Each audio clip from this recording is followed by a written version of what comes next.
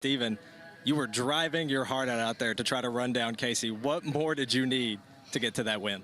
Man, it was just, I just couldn't, the car was bouncing a little bit too much. It's just another day on the hill. That's what Maverick McIver had to say after a 400-yard, 4-touchdown performance here tonight at the Houch. And it all started with this huge play. Look out, folks. Top Gun class is in session, and Maverick is in the pilot seat. 65 years. That's how long you have to look back to find the last time that the Bulldogs had a shot at Rupp Arena, but they did that here tonight against Barron County.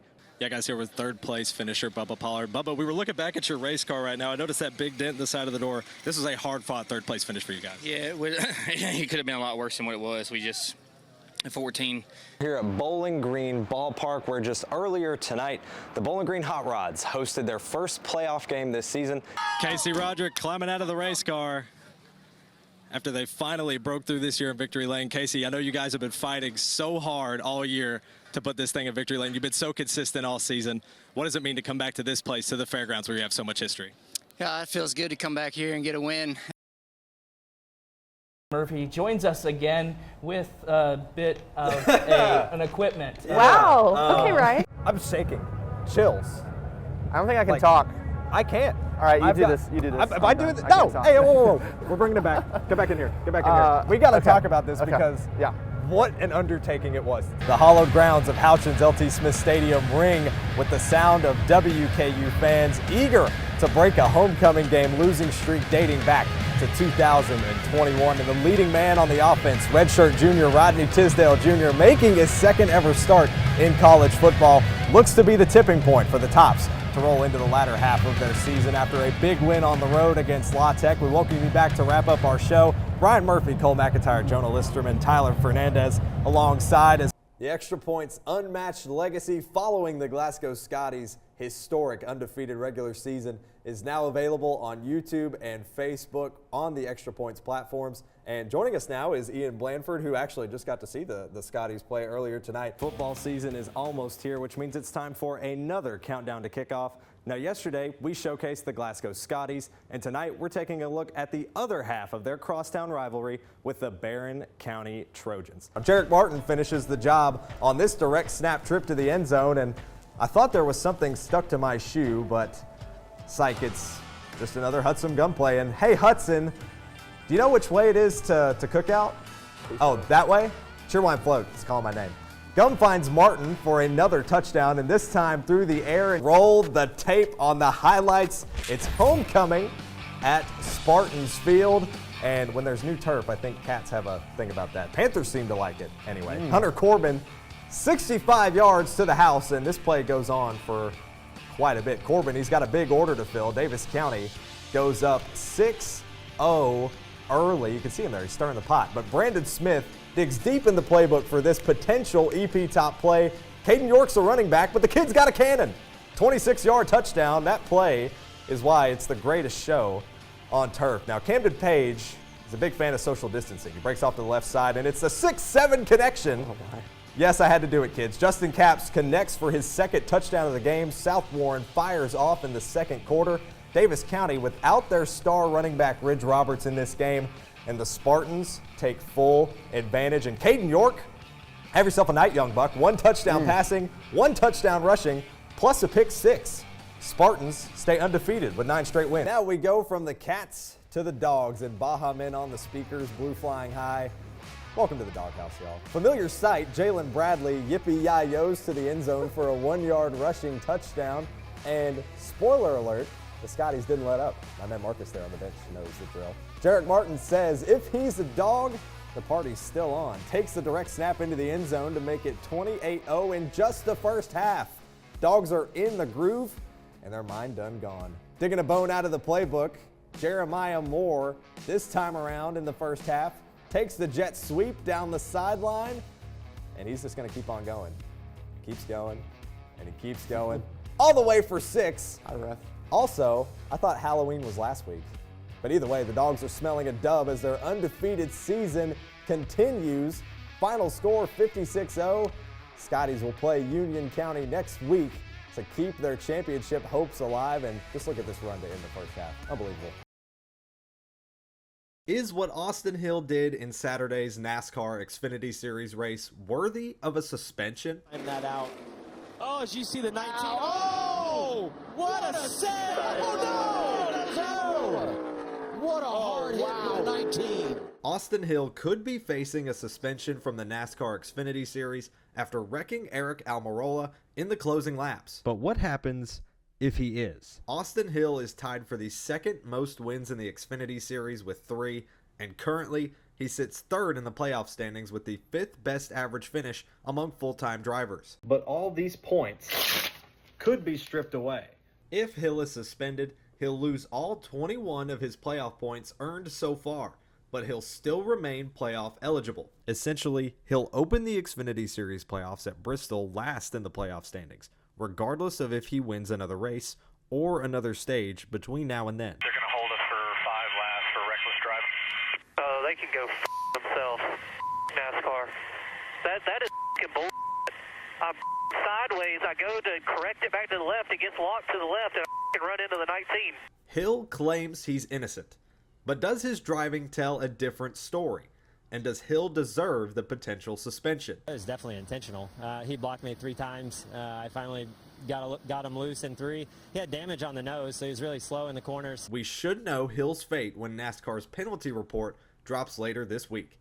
Make sure to stay tuned to all ATYL media channels for updates. Robert Schwartzman and Prima Racing just accomplished something at Indy that hasn't been done in over 40 years. Robert Schwartzman is on pole as a rookie at the Indianapolis 500 for a team in its first ever season. Except it has? I can't believe, I was just I was closing my eyes. I was like, this is a dream. It can't be true. Well, sort of. The last rookie to win the pole for the Indy 500 was Tio Fabi in 1983. But he isn't the most recent rookie to start on pole at the Yard of Bricks. That honor goes to Tony Stewart in 1996. I'm just ready to go racing. This has been a long month and a lifelong dream of mine. Stewart qualified third in a field of 17 other rookies, and only behind record holder Arie Luyendyk and pole winner Scott Brayton. Luyendyk, whose 1-lap and 4-lap qualifying records still stand today, had his final qualifying time disallowed after failing post-qualifying tech for not meeting minimum weight. He would have started second behind Brayton, who sadly suffered a fatal injury in practice the Friday before the 500, moving Tony Stewart to the pole position. Tony Stewart pulls away in the front of the field as he comes off the 4th corner and heads down for the start-finish line, the rookie pole sitter. Stewart would finish 24th in his first ever Indianapolis 500, marking a trend that continues today. No rookie pole sitter has ever won the Indy 500, though 10 rookies have won it. Could this be the year? Because this is the routine. Pull, set, shoot. But this routine looks a little bit different. When I first started and he was on the team, I'm like, how is he supposed to shoot? Well, there was definitely a lot of trial and error when it comes to how I actually shoot, because I actually use a mouth tab that I bite down and pull back with. So it was definitely a lot of trial and error, a lot of trying a bunch of different things. None of those sounded great. It's a routine that Dylan Black has mastered, and every shot leaves a trail of inspiration. I have been with Dylan Black for the last 3 years, and the guys that come up that knew him from Warren East, they're like, man, how's he doing? I'm like, you see for yourself. And every year he's done nothing but excelled and gotten better and better and better. But it started 8 years ago when we spoke to him the first time. I know where this is going. My teacher had handed out a flyer that said archery tryouts tonight at 5:30 at the school. And so I'm just like, I don't think I've ever actually seen all this before. I feel like after school I'm gonna go to the... And that's even before I got my own personal bow. I was still shooting a school bow at the time. Dylan has accomplished those dreams. A state champion, honored by his school district, and now Dylan is taking his shots to Kentucky Christian University. it's so surreal, you know, because thinking back once again to even before that video was made, you know, it was just a, hey, I'm gonna give this a try, see if it's even possible. So to think that I've made it this far, to think that I've signed on to shoot in college is just, it's so surreal. That's the only way I can explain it. He's capable of conquering the world if he wants to. And he has helped this team this year conquer many, many goals.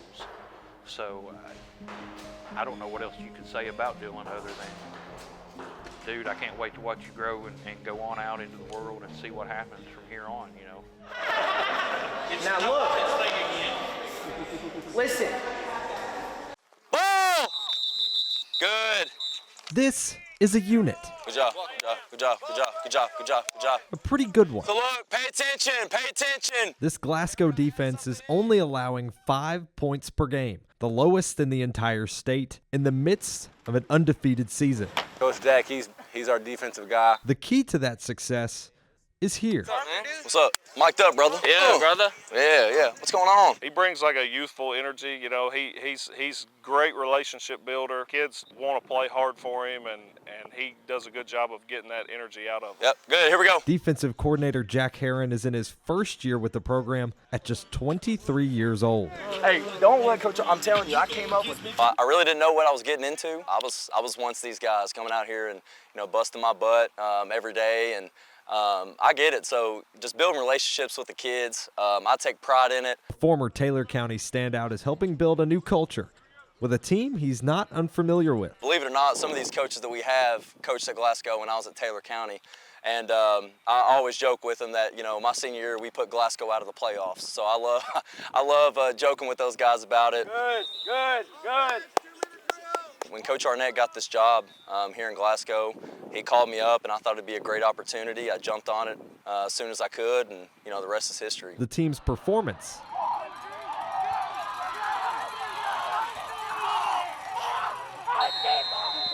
speaks for itself. 2 shutouts, highest margin of victory in 3A, and after their 7th straight win against Butler County and 700th as a program, the Scotties are focused on their chance at history. I always knew that this group had a chance to do something special, and we're just trying to take it day by day. We try not to look at records. And if I'm not careful, Yeah, he does do it. Welcome to the Dog Pound, where the Glasgow Scotties are practicing on a Thursday. I might be out of a job. Reporting in Glasgow, It's going to be a great game. We're excited. Had a great week of practice. Ryan Murphy, The Extra Point. Yesterday.